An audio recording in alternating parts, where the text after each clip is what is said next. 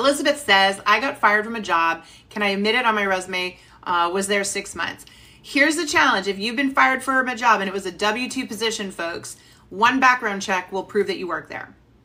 So if you lie and say you didn't work there, and then you apply and they do a background check, they will see it and they will know that you lied.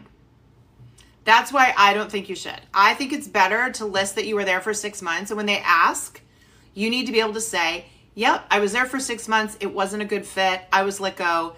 Here's what I learned. You know, by month 1, I knew it wasn't the job for me, but I'm a super loyal person.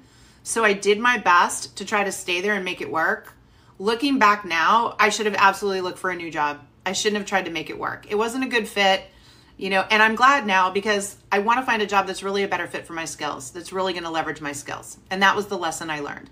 It's called a moment of accountability. And it's when you're able to look back, talk very objectively about something that happened to you, like being laid off or fired, and saying, here's when I should have done something differently. Looking back and knowing what I know now. That's a moment of accountability. And they love when you do that. Because what it shows is you can learn from your situation and move forward. And that's a better candidate. I want a candidate that can own that. I don't want a candidate that tries to hide it from me and then I go do the background check and find out they failed to mention they worked at some place for 6 months.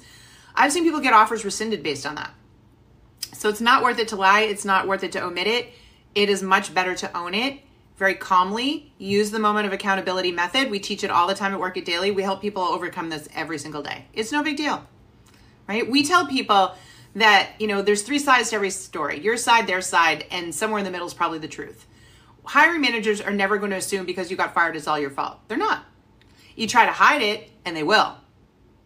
But if you own it and say, here's what happened, now we know it wasn't only your fault. We understand that there's a lot going on there. But when you try to hide it, you look guilty.